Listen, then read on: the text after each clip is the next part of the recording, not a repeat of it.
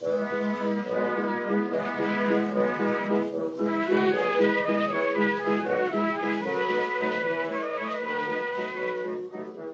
to Loremen, a podcast about local legends and obscure curiosities from days of yore. I'm Alasdair Beckett-King, and I've seen things you people wouldn't believe. Attack ships on fire off the shoulder of Orion. I watched sea And I'm James beams glitter in the Shakeshaft. dark. I've also seen Blade Runner. This story comes from Ghana via East Finchley.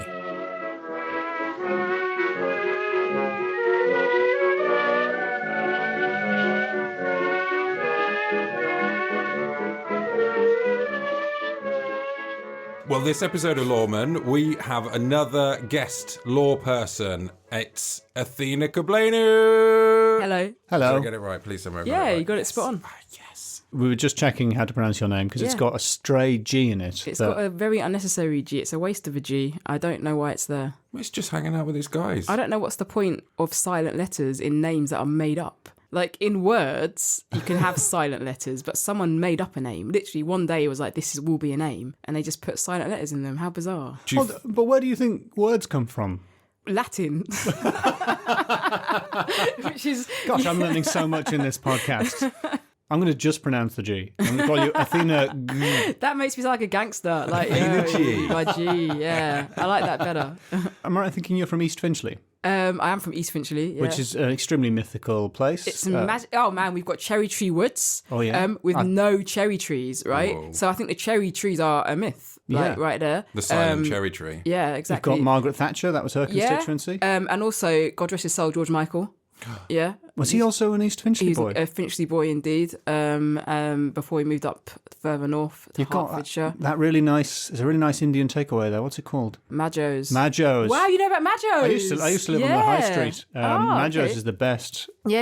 I remember when there was Newsroom South East on, they got done for like a environmental health violation, and they was on Newsroom South East. Really? And we were so excited that someone from East Finchley was on Newsroom South East. It didn't bother us that they had like rats running around, but this was like 30 years ago, so I tell you can what, still but eat there. it's worth it. Just for the Punjabi samosas, I'd take it. A few rats running about. That it's very good. I've not been Maybe- there for years, yeah, because I've only just recently moved back there, so I should go back there. It's been ages. You're in New Baby World. Yeah. You guys are like baby twins insofar as you've both got one. It's just sunk in. Yeah, Yeah. they're not twins. I've got to tell you the story, okay? I've got a twin brother. He had a baby same day as mine. So we've got twin cousins. Whoa. Yeah. Twozens. Exactly. That's exactly can't what they believe are it. officially. So my little girl's middle name is Atawo, which means female twin in the Ghanaian language that I come from, because she's technically a female twin. And I think that's just, I still can't get over how the meticulous planning worked out. No, it wasn't planned, if anything. I mean, yeah. That's an awkward phone call or WhatsApp message. Have you guys started? Okay, all right, no, they have. They've started. I'll tell you what, the day he said, oh, Laura, who's his girlfriend, he said, oh, we're having a baby. And I knew I was pregnant. I was just horrified. So I didn't tell anyone else for like another 2 months. I just thought, this is really weird. You didn't want to sort of pull focus by going, also Yeah, me. because like he's in a relationship and I had like a Tinder baby. So it was like, oh, this is really embarrassing now. But it all worked out in the end. Tinder baby sounds almost more convenient. Like, and that would be an Uber baby, I suppose, where you just phone up and then they One's brought round. Why, yeah, like, and if you don't like it, you just give it a bad score. like, you know. why have relationships and go for that malarkey when you can just go on a few dates, get dinner? And swipe right for baby. So, am I right in thinking that your heritage is Ghanaian and that you've brought us a Ghanaian story today? That is exactly right. It's almost as if we spoke before the podcast. And It's amazing this has just happened by coincidence. Yeah. No, yeah, I'm half Ghanaian and yeah, I thought I'd choose a Ghanaian story to tell you because you might not have heard it before. Yeah. I don't know if the listeners know that James and me are white guys from Britain. We have a podcast, so I'm pretty sure they know it. So Athena, you have a story for us that comes from Ghana. Yeah. Would you like to tell us that story? I would love to, and if I can just preface it by saying specifically the Ashanti region of Ghana. Oh, right. Because it predates colonialism. Ooh. But we'll get on to that, guys. Phew. That was said with an extremely threatening tone of voice. We'll get onto that. Well, you just told me you're white, so I thought, I've got to have to have a word of you. I love the idea that you didn't know we were white until I knew she then. hadn't noticed. Because I really thought we were getting away with it. Open my eyes. All right, I'll tell you the story because it's a good story, and it's actually, even though it's a myth, it's true. It's a story of the Anansi spider, and the Anansi spider has actually lots of stories where he gets up to all kinds of things, and they're kind of stories that you can learn from, like fables. And this perhaps is a really important lesson that I think, which is why I want to tell it today. So, once upon a time, a long time ago, there lived a spider called Anansi, right? And the spider had a wife, and the wife was an amazing cook, like cooked the most delicious food in all the land.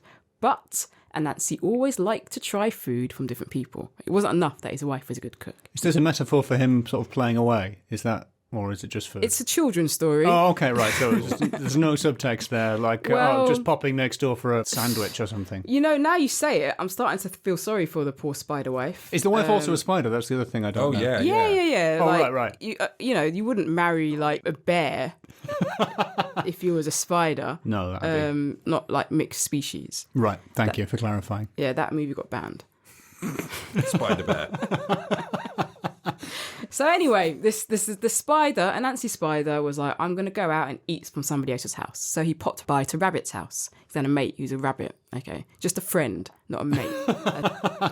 Just friends, I understand. Yeah. And the rabbit was cooking vegetables, right? And the vegetables smelt amazing, like so nice. And Anansi said, I love my vegetables. Can I have some? And the rabbit was like, well, they're not quite ready yet. Now, here's the thing. Rabbit always asks Spider to do little jobs around the house, okay? I guess because he's good at it. I personally He's got loads of hands. Yeah, but they're so small. Like, unless the job was build a spider web, there's not much else you can do. But anyway, the spider was like, oh my gosh, I don't want to do any jobs. What I'll do is this. I'm going to start making a web. I'm going to tie one end of my web to the top of the pot, right? And then when the food's ready, the rabbit can tug the web and I'll come back. Does that make sense? Checks out. So he wanders off and he goes to the frog's house. Okay, he's got a mate who's a frog, right?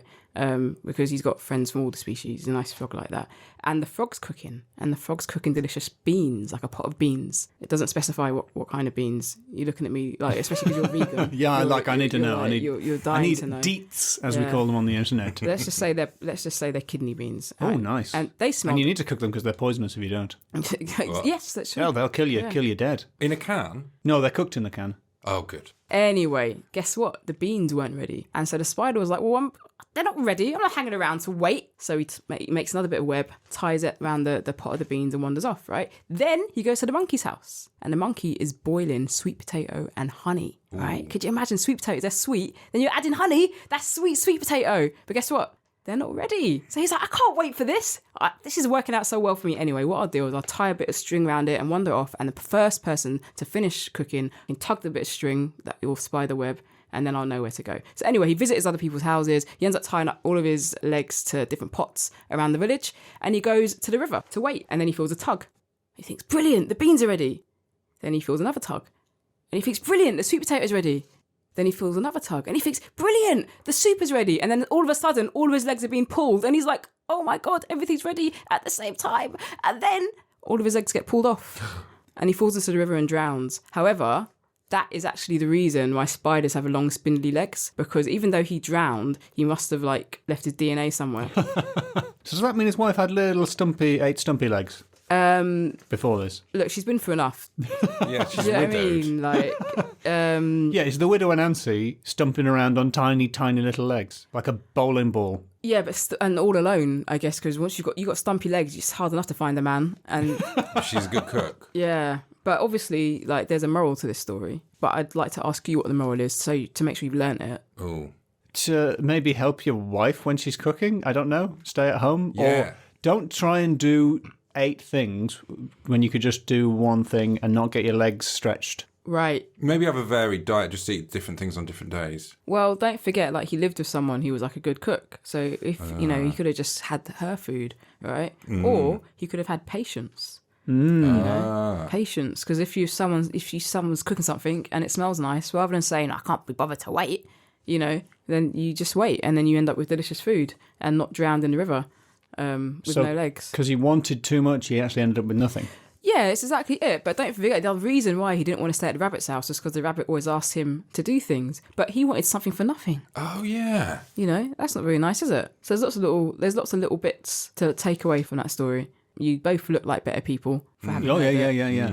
And James is actually quite tall, and I'm wondering if your arms and legs were ever stretched at any point in a fable. I do like lots of different food. It might have been an ancestor.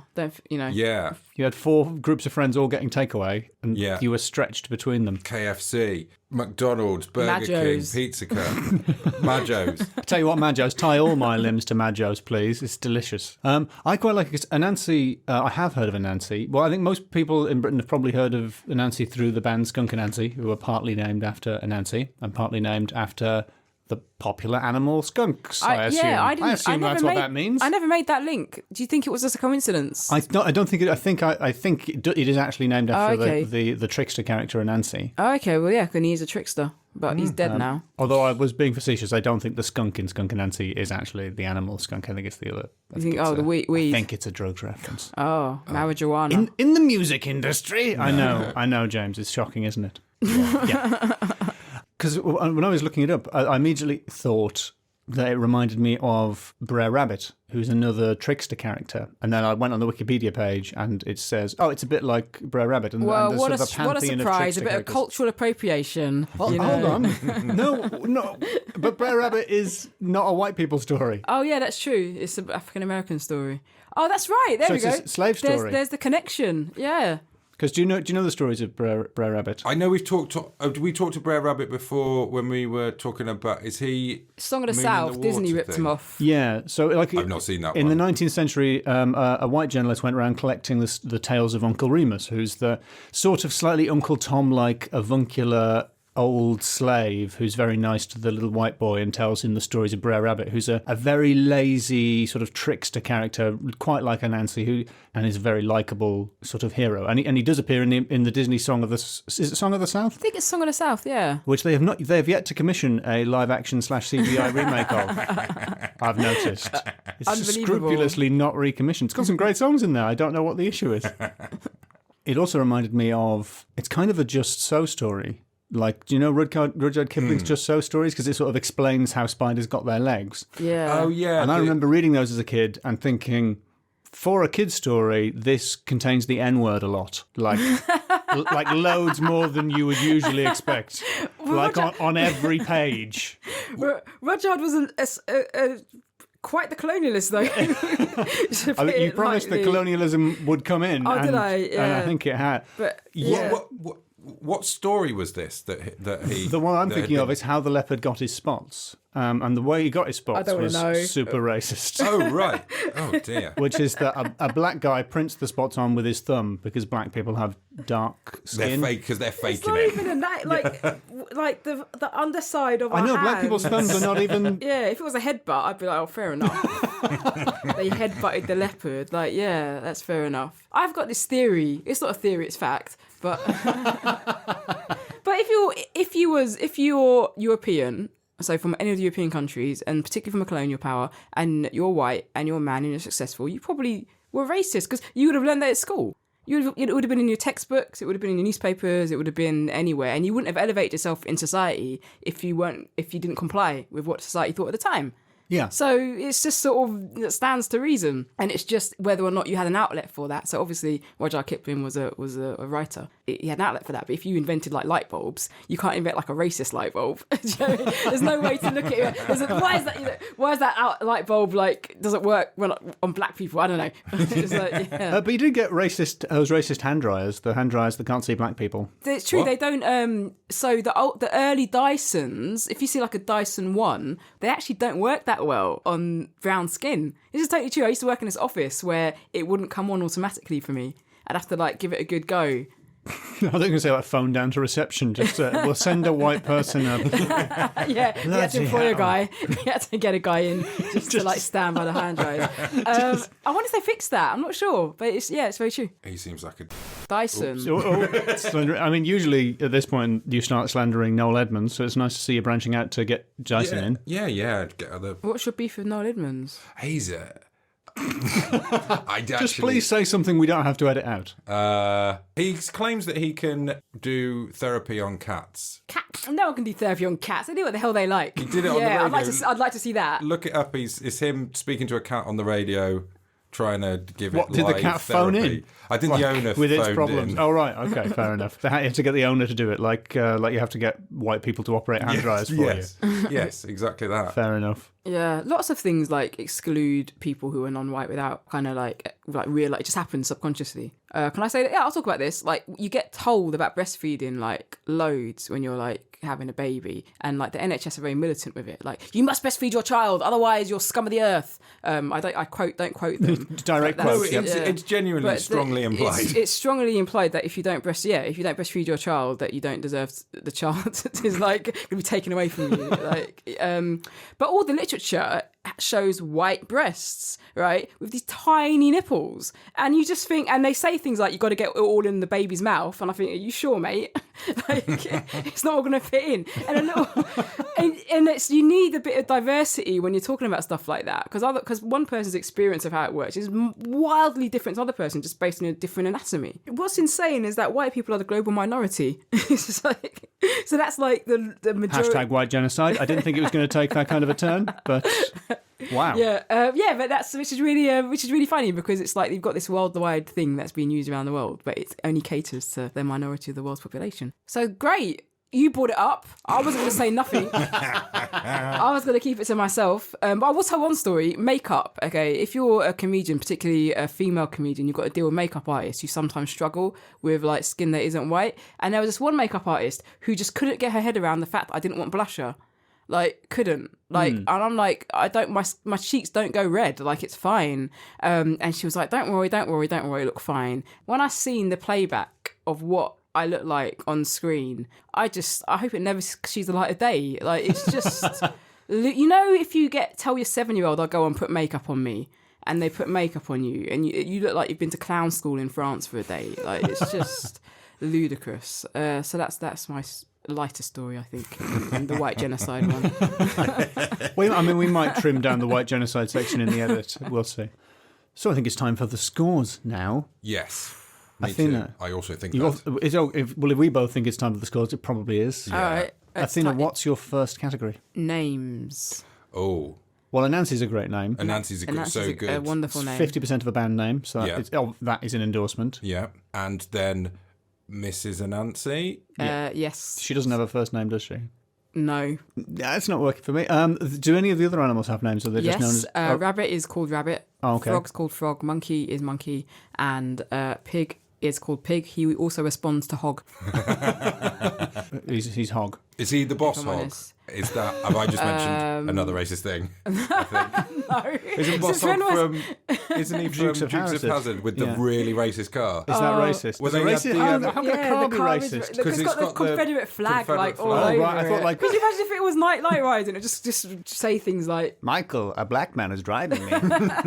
his tail light is out, Michael. Sort him out. Michael, we're getting pulled over again.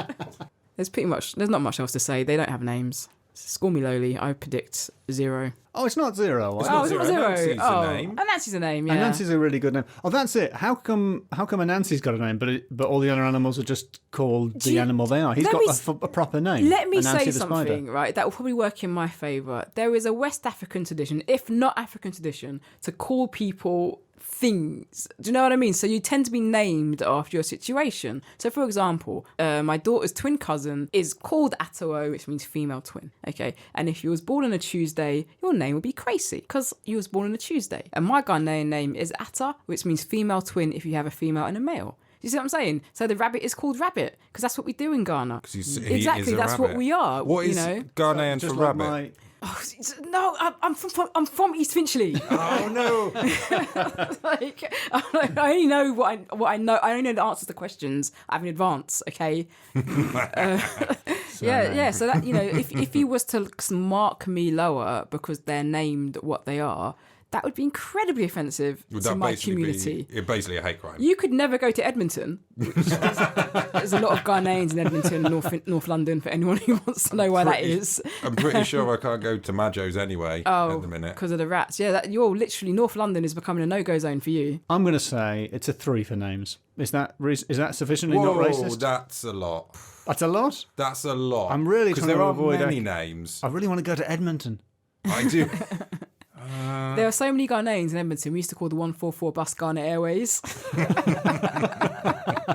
True story. I really like the name Anansi. It's a lovely ring to it. Don't make me sing to you, James. Okay, I'll go 3. Yeah, definitely to limit any further singing on this podcast. So it's 3 out of 5 for names. For naming. Steady. Okay, yeah. what is your second category? The second category is supernatural. I don't actually know. So the animals can all talk. That seems somewhat supernatural. And cook as well. Yes, and cook. And a spider can cook well. Yeah.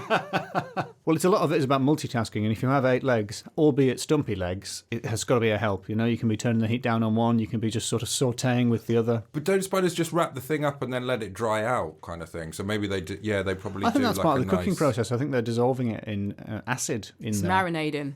Yeah, maybe. You wouldn't know much about that, being.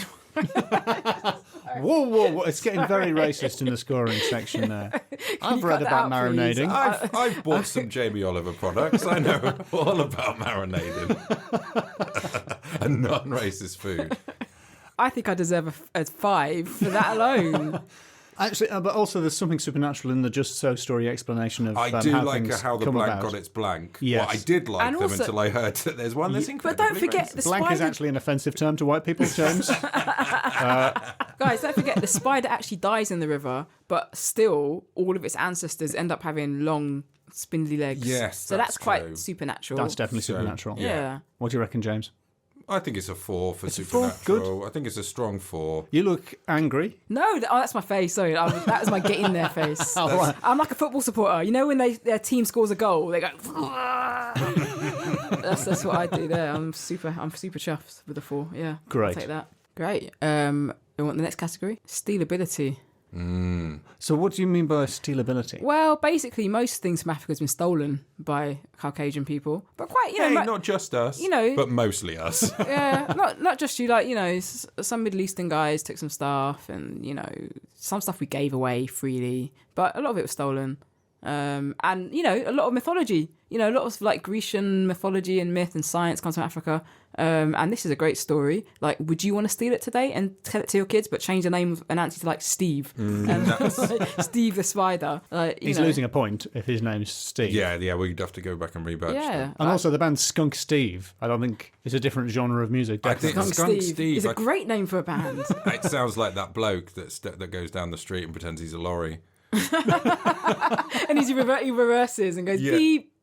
Yes. That's a great made up crazy guy. Oh no, there was a real one of them. Oh, okay. In the town of Bridgewater in Somerset.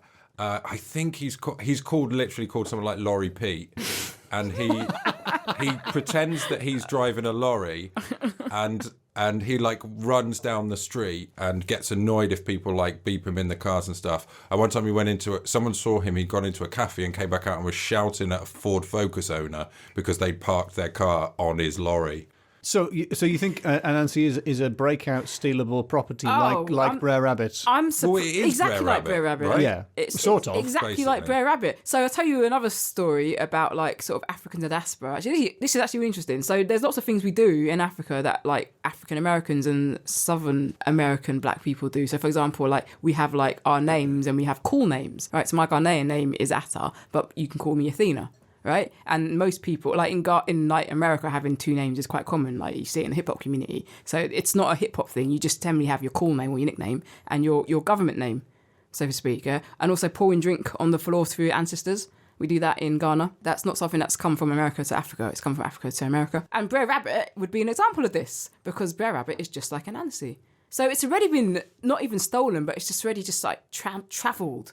It's there. That sounds Just good. got to give it a 5. Unarguable. give it a 5. I think to avoid any accusations of cultural appropriation, we've got to give it 5 out of 5, James. Yeah, definitely. Yeah. Just conclusively a 5 out of 5 for stealability. Yeah. What is the final category? Life lessons. Okay. Well, there was a you've both bunch. got little babies. Yeah. Yes. So you guys are a better judge for the important life lessons you're going to be dealing out than me. Yeah, I'd want my kid to stay away from any hot boiling pots. Would you tie it to the pot at any point? No, I would encourage him not to tie any of his limbs to boiling pots. Yeah, that's... Well, like just a finger. No. No. Like, you can't wrap them in cotton wool, James, if he wants to tie No, I himself. would not wrap him in cotton wool. That's also dangerous. They will overheat. Yeah, I mean, I wouldn't want my child eating any food I hadn't prepared because I am a good cook, if not incredible. And I don't see why she's got to go to Majo's Food or, Pizza Hut. There's food in the house. There's something that, there's a very famous saying, a lot of mothers do. Why eat out when you can eat at home? Why order that? I can make that better at home, So she's going to read that story over and over again and learn to not leave the house hungry. My mum would say, we're not having fish and chips because we can make it just as good at home, and she'd have the breaded fish. It was not as good. Her attempt at a Big Mac was pitiful. But my mum was always, I can make it at home, but it would be something totally different. So it'd be like, I can make McDonald's at home, it'd be like a curry. And it was like, they don't serve curries in McDonald's, Mum. It's not quite like, not the same. Can you get, because I haven't been to a McDonald's for years being vegan, but can you get curry at McDonald's now? Because when I was a kid, it was no adult would voluntarily eat there. Do you know what I get from McDonald's? Coffee and Wi-Fi. So the coffees are like £1, and they always have Wi-Fi. I go in to use the toilet. If you want to use a pub toilet, just go in, like if you catch the bar person's eyes, you go in, just go, I'm just going to the loo. Just sort of point and do that. Go in the loo, do your business, come out on your phone going, oh, what, you're where? I'll come and meet you there then, and walk out. Nice. Wow. James Shakeshaft life hacks. Do you want I regret tying myself to all those pub toilets now. Just waiting for them to become free. I've got an even better one, right? If you want to use toilets for free at any point, anywhere, get pregnant.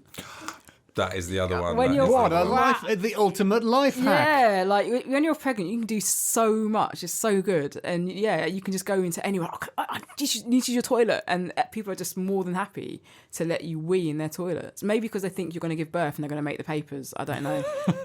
They just tell you their name just in case you want to name them up. And then you've got to name your baby Weatherspoons or something, which is not good. But they get to drink for free for life. I guess. Weatherspoons.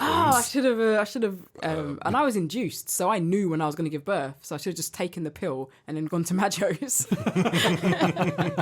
Gotten like free food for the rest of the child's life. Just Brilliant. a tiny little rat midwife, just there, just helping out. He works there now. Yeah. He's cleaned his act up.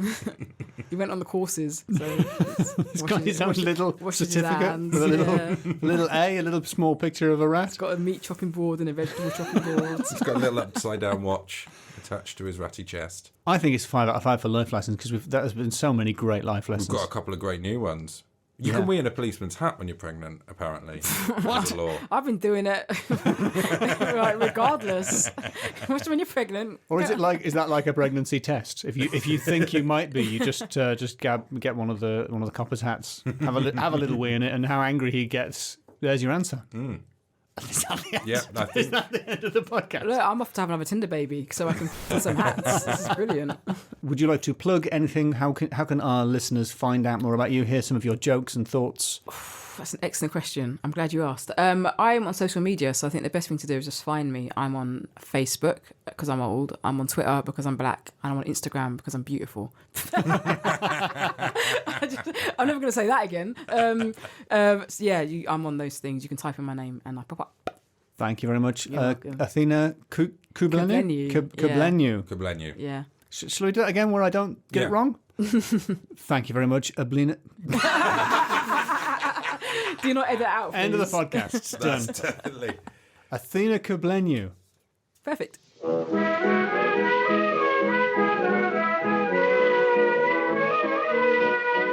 And this tale will terrify anyone who's leaving the pub after a late night session in the past.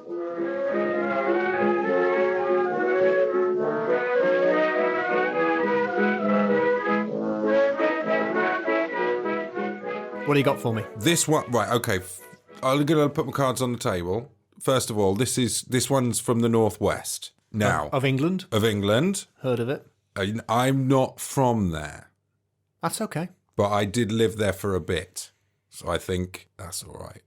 Also, I quite like this story. It's from Longridge, which is a town in Lancashire near the River Ribble. Oh, yeah. Already famous on this podcast. Yeah, this is the... I'm also from Lancashire. Are you? Yeah, I was born there. Really? Where? In... Sorry. Really? You just repositioned yourself in the chair. Really? Where? Yeah. Hope you've got some hard evidence of this. I was born in Lancaster. Oh, Yeah. the main bit of Lancashire. Yeah. Right? Capital of Lancashire. Well, this is Longridge, which is Never heard of it. a town in Lancashire. It's the Longridge boggart. Ooh, I like a boggart. Do you? Oh, yeah. Do you know a bit about boggarts? Oh, do I know about boggarts? I'm from Lancaster. So, yeah, boggarts are traditionally an indoor boogie or bogey type creature, except in the northwest. Northwest is one of the only places you'll find a boggart out of doors. And the out-of-door boggarts... Because of homelessness, because of Tory policy, right? Probably.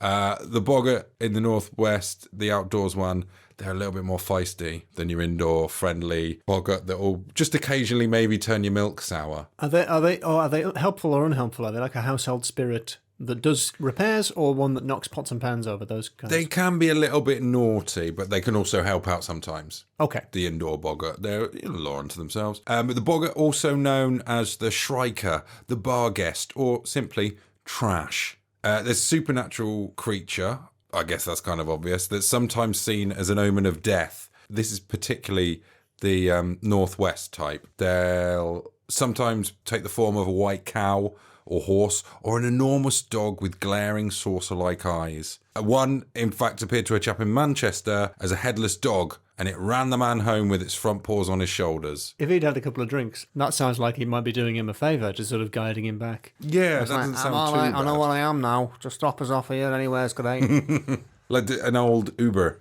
While we're here, famous boggarts include the Boggart the Brook, which is on a bridge near Garstang. It may be the ghost of a murdered woman, but it would be a skeleton in a cloak and hood that would hitch a lift, and she'd only reveal her terrifying true identity when on the seat, and then she'd whip the horse into a gallop until the rider's thrown from the horse. That sounds a bit like Silky. A little bit Silky-esque. There's White Dobby, is a human form of boggart who just wandered round Furness in a dirty white topcoat, accompanied by a white hare with mad eyes. And some say that White Dobby was the ghost of a murderer and the hare was one of his victims. Because it would like stare at people like really angrily because it was a murder victim, presumably. The ghost of a murdered victim that was now cursed to walk around with its murderer. Now, there was also nice boggarts. They'd help farmers. One farmer used to reward his boggart with a jug of cream, but he died and his son took over the farm and started giving it skimmed milk, which the boggart didn't. Who likes skimmed milk anyway, let alone when you've been having cream every day? Actually, I prefer skimmed milk, but...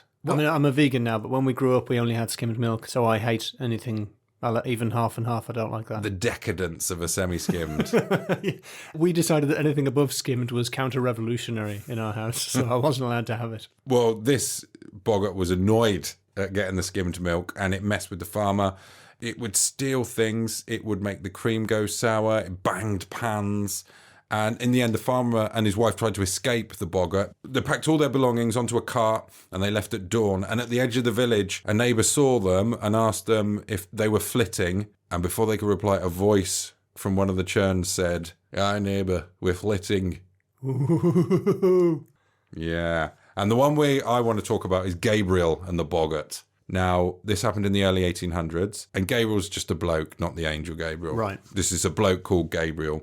He left the White Bull, a pub, in Longridge after a big old session, and ahead him in the road, walking away from him, he saw an old woman carrying a big basket covered with a cloth. And she was wearing one of those, the big bonnets, the sort that look like like a funnel that a dog wears after an operation. Oh, yes. But they coming out from the face. Calls to mind to me, do you know a fancy like toilet roll holder that your nan has? Yes. Just a little lady with a big dress that goes over the toilet. I tell you what, have I told you this? My gran had one of those. She didn't just have one of those that went over the toilet roll. She had a massive one went over the Hoover. What? Yeah. She had a Hoover. It looked like a French maid. So when you opened the understairs cupboard, there was a French maid there, and you had to pull it off to reveal the Hoover. Yeah, because imagine if the neighbours knew you owned a Hoover. How embarrassing. Better conceal it. No, I've just got a maid who never moves and lives under the stairs. I've got a child slave. Yes, so in answer to your question, yes, I'm extremely familiar Jeez. with toilet roll covers. Wow. How does that work, though? Because the thing I always thought that was clever about because it's kind of like a bathroom toy. It's the closest thing to a toy you'd find at my nan's house. And the thing about it was the legs would go in through the hole in the middle of the toilet roll. So that kind of made sense. But I don't know. Were there no legs on this one, on your Hoover? No. Hoover? It was very much a bag for putting a Hoover in that had a picture of a French maid on it. That's haunting. Right, so she had one of them hats on, and he tried to speak to her, and he got no reply. She wouldn't even turn to look at him. She just carried on walking away, and he was walking after her, and he said, "You better lift your tongue at your missus." And she still... Could you just subtitle that for those of us who don't speak Lancashire? You might have left your tongue at home. You might have left your what at home? Tongue. At home. Right. Missus. Mrs. Still nout, if you will. Gabriel offered to carry a basket and everything, and she handed it over, and he had a weirdly muffled voice say, "You're very kind, I'm sure." And it giggled. And when he giggled, he realised the sound had come in from down near his hand. And he was surprised, and he said, what in the world could it be? And dropped the basket. The cloth fell off. The woman turns to him and reveals that inside the bonnet is nothing. And he hears another laugh, this time from the ground, and he looks down. The woman's head's in the basket laughing at him. He runs away, unsurprisingly. And that could be where the story would end, except the boggart gave chase. So she's chasing after him. The head or the rolling along the ground or the body? Well, the boggart chases him and then bowls the head after him, and it rolls and bounces along beside him, snapping at his feet.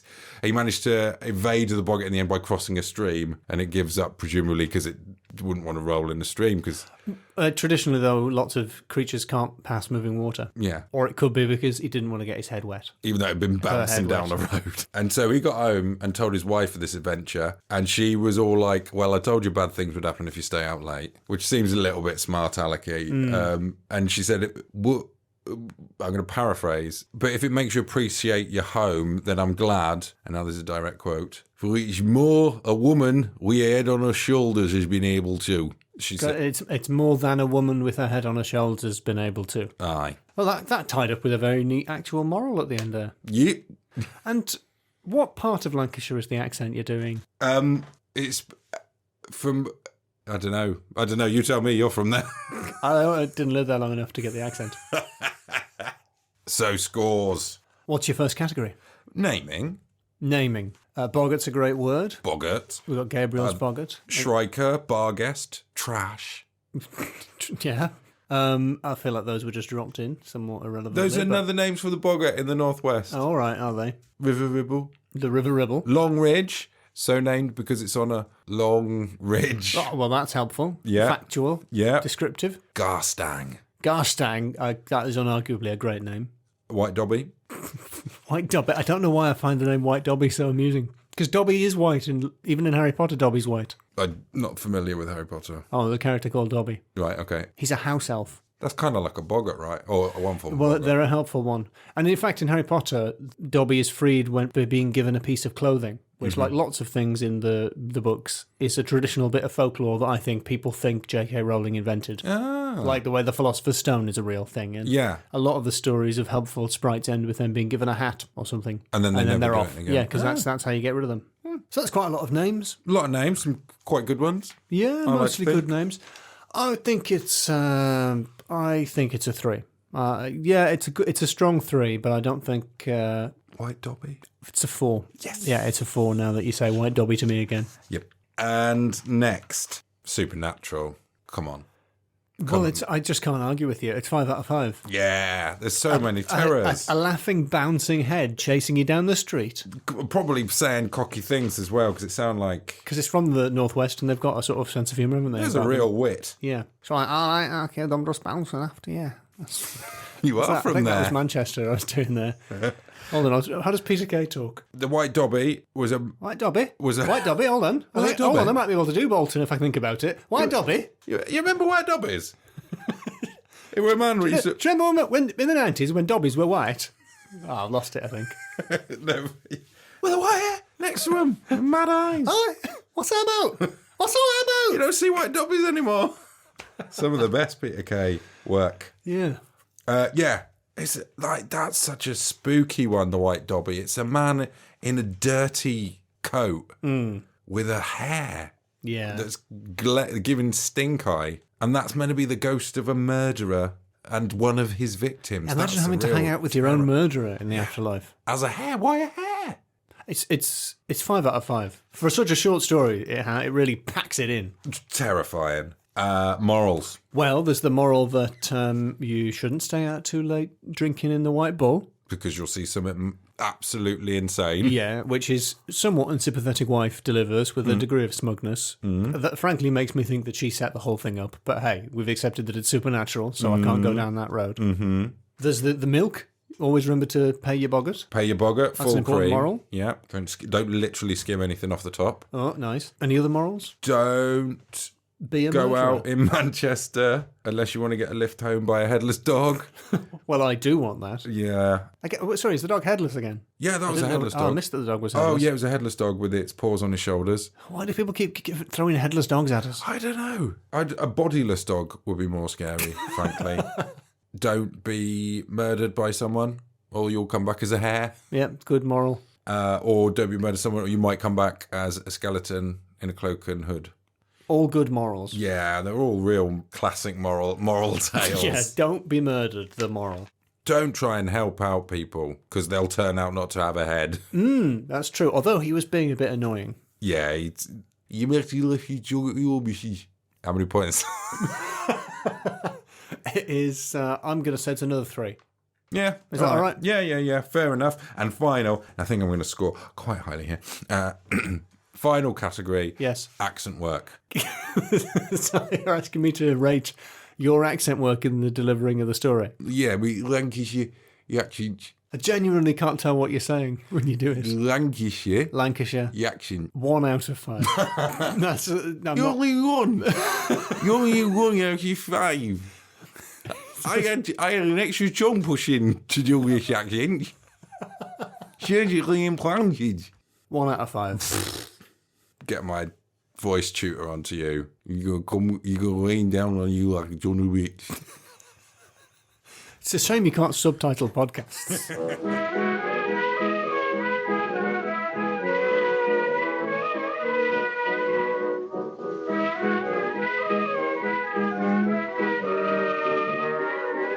You've been listening to Loremen.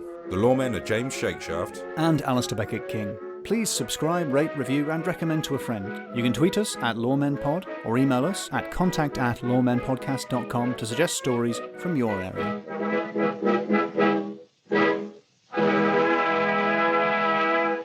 Well, my favourite Brer Rabbit story is the one where the fox has got him, and the fox is saying, "I'm going to eat you," and he's like, "Oh, eat me if you have to, but whatever you do, don't throw me into that briar patch. I hate briar patches." And he says, "Well, I am going to eat you." He says, "Great, please eat me, as long as you don't throw me into that briar patch, because I flipping hate briar patches." And then the fox or the wolf is like, "Actually, I am going to throw you into the briar patch." And then I was like, "No," and he throws him in the briar patch. And he's like, "Joke's on you, I actually love briar patches. I was born in a briar patch." And he runs off. And that's why I'm always trying to get people to throw me in briar patches. Is that why foxes go through bins? I imagine they're so furious at having Having been outsmarted by a rabbit. Rabbit, they just want to eat from the bins.